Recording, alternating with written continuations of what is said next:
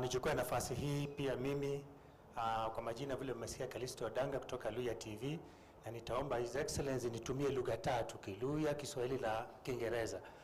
My first question goes to His Excellency Governor Ken Makelo Lusaka, our beloved county of Bungoma. Mheshimiwa, your county is very rich in various aspects. You as a man who has been appointed to coordinate all Kenya Kwanza fraternity programs in the country, in this region, on behalf of Kenya Kwanza government. We have seen of late the new wave of Edwin Sifuna coming in, and we see massive reception of him politically.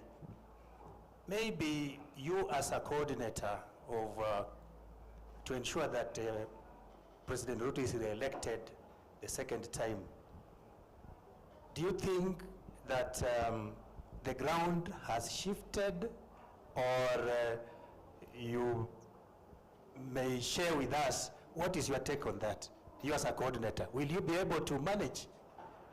Thank you so much. First and foremost, massive reception does not necessarily mean acceptability.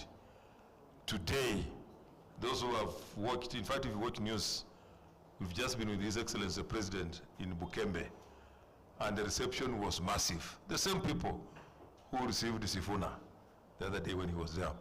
If massive receptions were a measure of anything, Raila Odinga would have been the president of this country.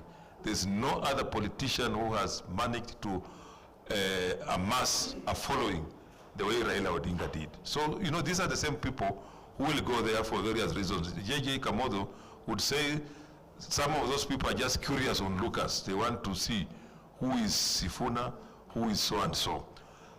We don't want to underestimate him, but just like His Excellency, the Prime Cabinet Secretary has said, that we have had leaders who have done the same. Those of you who are old enough, if you remember 1992, when Ford was formed, everybody thought the government was crumbling. But within a short time, we had three Fords. We had Ford Asili, Ford People, and Ford Kenya. And Kanu went ahead and won the elections. So as a coordinator of this region, you know, those things will come, people, they will go. My responsibility is to coordinate and tell our people why we think William Samoei Ruto deserves a second term.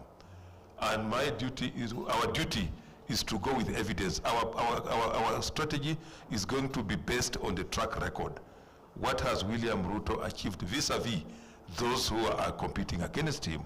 Most of them have been in government. So we want to ask them, for example, what have they done for us in the sugar sector? You were there, Kalonzo was there, Rigiji was there briefly. When he came, he told us about shares. When he was in Western here, in fact, he told us our shares are over. So what has happened? Where have our shares now come from? To come and now tell us that we want to bring shares. So we'll be confronting our people.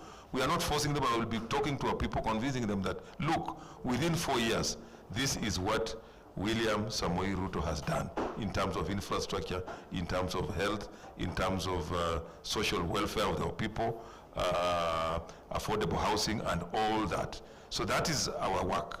And we want to go around to tell our people, look at what he has done in 4 years, look at what all these other people, his competitors, have done in the past. And there are many things, maybe we'll become specific.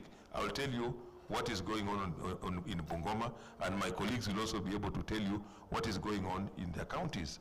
And that's what we want to tell our people, because the measure of a leader is not how you look, is not how your height.